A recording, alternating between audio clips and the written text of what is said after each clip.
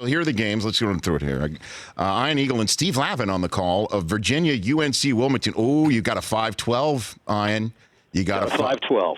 And you got a 4-13 with Florida, East Tennessee State. That's got upset written all over a couple of them. Yeah, I think people are jumping on the East Tennessee State game, from what I could tell initially, as a potential upset special because Florida didn't fare that well towards the end of the season, got knocked off by Vanderbilt a couple of times, haven't been in the tournament for a long stretch, and people just like to find, as you said, those 13 seeds that have a little bit of juice, and that could be one of them. Mm-hmm. And then, those directional Tennessee States, those are the ones. You got either you're in the middle part of the state or the east, and you got to watch out for those. Trust me, as a play-by-play guy, you double check when you come back from break. it's one of those. We're East Tennessee State, right? Yeah, East Tennessee State. Absolutely. You got to be careful. You got to be careful. Yes. Now, in terms of also upsets possibility here, Florida's the nightcap, if you will, of your quartet of games this Thursday on TNT. Florida State against Florida Gulf Coast. We are all familiar with Florida Gulf Coast from Dunk City. Andy Enfield is now the coach at USC after having fared so well with them. I mean, they're from Fort Myers. They're just up the road in a way from Orlando against Florida State. That's not going to be an easy one for the Seminoles. It won't. And the number that stood out so far in my preparation, the Dunk City team that you're mentioning, the 2013 team that upset Georgetown, got to the Sweet 16. This year's team, Florida Gulf Coast, has more dunks than that team. No way. Yes. So Joe Dooley has carried on the tradition of Dunk City. I think it's a little bit more structured offensively. That was absolutely just let it rip and attack the rim at all costs. But this team won 26 games. They went 12-2 in their conference.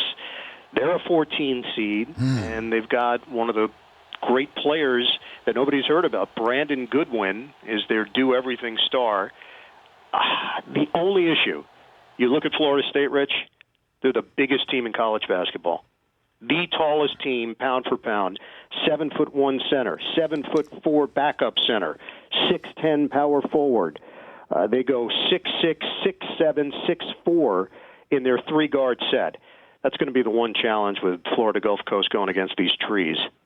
Ian Eagle joining me here on the Rich Eisen Show. And then there's Maryland and Xavier sitting there right in the middle of Florida. East Tennessee, that's the first East Tennessee State, and then Florida State, Florida Gulf Coast is your. So you've got Maryland versus Xavier as the first one on the evening. Which one out of all of them do you think is got a chance to go on a roll here to go deep into the tournament that you're seeing?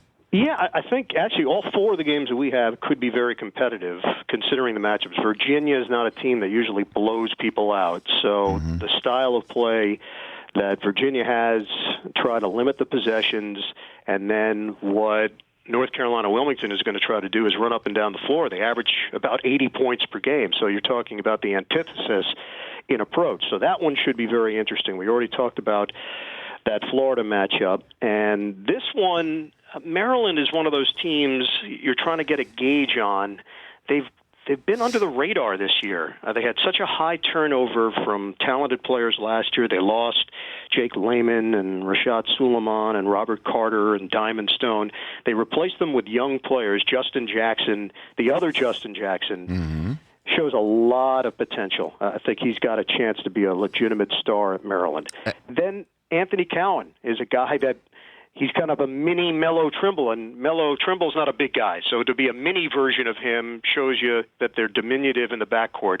But they're talented. I thought Mark Turgeon did a very good job with this team. They come in my mind, under the radar compared to what they were the previous 2 years. The Rich Eisen Show, weekdays at noon Eastern on Audience.